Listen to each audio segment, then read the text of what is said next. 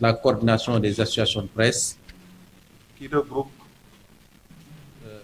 Appel, la presse en ligne, le SYNPICS, le syndicat, le CEDEPS, le patronat, la Convention des jeunes reporters, le CTPAS, le collectif des techniciens, l'UNPJS, les photographes, et l'URAC, les radios communautaires. Et dans quelques jours, on va intégrer l'Union de la presse francophone, ainsi que les femmes, l'association des femmes des médias. Donc, pour ce qui nous réunit aujourd'hui, la CAP appelle le secteur à la mobilisation pour faire face aux monstres. C'est ça le titre. La coordination des associations de presse constate, pour s'en émouvoir, les assauts répétés que le secteur des médias subit depuis mai 2024. Et ces agressions en série qui portent les empreintes d'un gouvernement et de ses démembrements ont atteint un seuil culminant.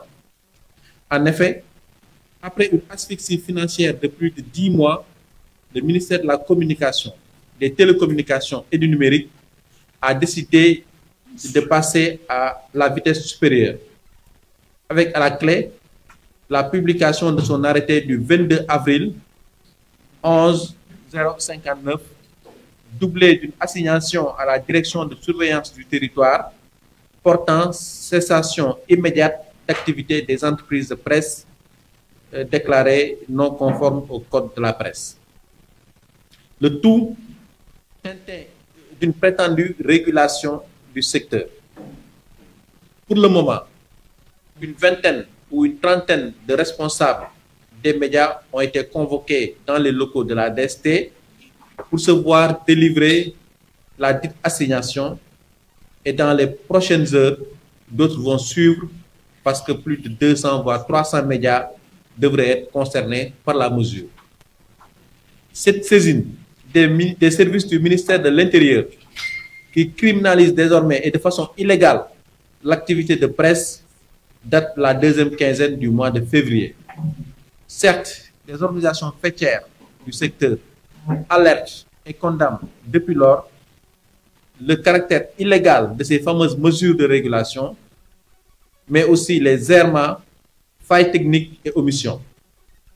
La Cour suprême a même été saisie relativement à l'arrêté 24-462 du 1er octobre 2024 portant création de la commission d'examen et de validation de la déclaration des entreprises de presse du Sénégal. Malheureusement, depuis lors, c'est silence radio. Aucune décision de la juridiction, aucune réaction des plus hautes autorités de l'État, des organisations sœurs ou autres institutions diplomatiques, onusiennes, africaines et autres. Bref, tout laisse à croire que tout le monde souhaite insidieusement la mort de la presse sénégalaise, qui pourtant a toujours été un rempart de la démocratie, même dans les moments les plus difficiles de la vie de la nation. Procédure du ministère de la Communication. Des errements et des vices se forment à gogo. Dans cette prétendue mesure de régulation enclenchée par M. le ministre Aliou Sall, les vices de forme et les violations de la loi ont fini d'hypothéquer le processus. En effet, si tant est que celui-ci est bouclé jusqu'à ce que le ministre de la Communication saisisse la DST, c'est-à-dire le processus, la DST est la division spéciale de la cybercriminalité. Pourquoi un arrêté portant publication de la liste définitive des médias conformes au code de la presse n'a pas été pris? Parce que c'est un préalable quand même. Eh bien, la réponse semble couler de source. Ce flou total, orchestré par le ministre de tutelle, a pour but d'imposer l'autocensure et de semer la panique dans toutes les rédactions. D'autant que beaucoup d'entreprises de presse qui ne font pas partie de la dernière liste des médias reconnus ne savent toujours pas sur quel pied danser. elles ne savent pas si elles sont effectivement reconnues ou rejetées. Et d'ailleurs, la réunion que nous avons tenue tout à l'heure a prouvé cela parce que beaucoup sont aujourd'hui dans l'inquiétude, ce qui est inacceptable. Pire, depuis la publication par le directeur de la communication de la deuxième liste, aucun des médias déclarés non conformes n'a reçu de notification sur les motifs de rejet. Permettez-moi de reprendre cela. Depuis la publication par le directeur de la communication de cette deuxième liste, aucun média déclaré non conforme n'a reçu de notification sur les motifs de rejet. Quand vous faites un examen, vous avez réussi, vous allez le savoir parce que la liste sera affichée ou divulguée. Si vous êtes ajourné, on va vous donner un relevé de notes et vous pourrez savoir en tout cas là où vous avez flanché. Mais là, personne ici ne peut vous dire, moi j'ai été recalé pour tel motif. Parce qu'il n'y a pas eu de notification écrite ou par mail qui parle de ça, et ce qui est inacceptable. Alors que, par élégance républicaine et conformément aux rigueurs d'une administration compétente et professionnelle, avant même la conférence de presse portant publication de la liste des médias reconnus, toutes les entreprises de presse qui s'étaient inscrites sur la plateforme devraient recevoir une notification liée à leur conformité ou non, en temps normal. Mais c'est trop attendre du ministère de la Communication qui peut être assimilé au Conseil constitutionnel ou à la défunte Cour de répression de l'enrichissement illicite parce qu'il n'offre aucune possibilité de recours ou d'appel.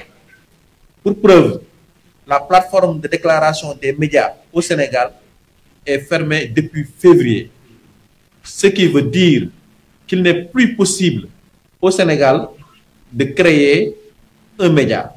Parce que la plateforme sur laquelle on est censé s'enregistrer est hermétiquement fermée sans aucune information sur sa réouverture malgré les courriers envoyés à la tutelle.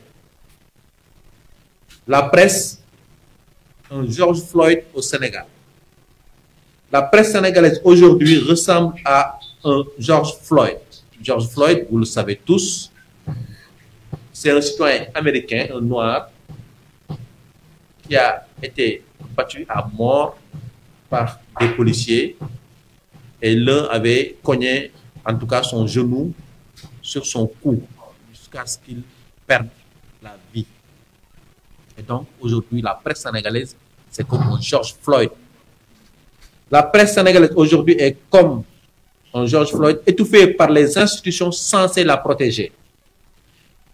L'État, censé garantir sa liberté et sa sécurité, la matraque, l'empêche de respirer et l'étouffe lentement par des mesures injustifiées. Et parmi ces mesures, la circulaire du Premier ministre en mai 2024, qui a conduit à la rupture unilatérale des contrats avec des entreprises publiques et parapubliques. Depuis la nomination du ministre de la Communication Alioune Sall, aucune concertation formelle sur les préoccupations ou conclusions des assises nationales des médias, à part évidemment la réunion de prise de contact du samedi 25 mai 2024. Et au lieu de dialoguer de manière constructive avec le patronat et les autres acteurs du secteur, le ministère se livre à des actions qui semblent plus destinées à fragiliser davantage les médias qu'à les soutenir. En effet, le fonds d'appui et de développement de la presse est bloqué depuis l'arrivée au pouvoir du président Bassirou Diomaye Faye. En conséquence, les missions attendues de certains organes de régulation et d'autorégulation comme le CORED et la carte nationale et la commission de la carte nationale de presse sont plombées. Les cartes nationales de presse ne sont plus éditées depuis février 2004. Depuis février 2024. Et entre-temps, beaucoup d'entre nous qui avaient des cartes sont arrivés à expiration. Moi qui vous parle, je ne suis plus journaliste parce que j'ai plus de carte nationale de presse. Elle est arrivée à expiration. Et comme beaucoup d'autres. Le Conseil national de régulation de l'audiovisuel, le CNRA, est fragilisé par les actions du ministère et de la TDS. Le CNRA ne peut rien faire à cause de la non-installation de son organe délibérant. Il est même vidé de sa substance par la commission d'examen et de validation des entreprises de presse. Le plan d'action, la coordination des associations de presse ne faiblit pas, faiblit mais ne rompt pas, en estimant que les journalistes, techniciens et acteurs des médias ne peuvent plus rester les bras croisés face à ces nombreux assauts injustifiés du pouvoir. Elle appelle tous les membres des différentes organisations à se mobiliser pour faire face à ces multiples forfaitures. Un formulaire est lancé à partir d'aujourd'hui pour répertorier toutes les entreprises de presse déclarées non conformes, les accompagner avec des avocats, et tous les responsables des médias sont appelés à déposer individuellement le même jour un recours devant la chambre administrative de la Cour suprême.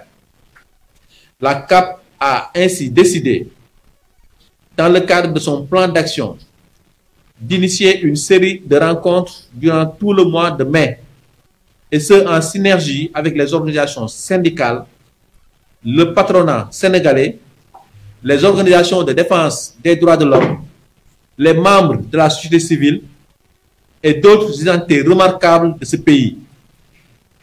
Une série qui sera bouclée par un sit-in devant les locaux du ministère de la Communication.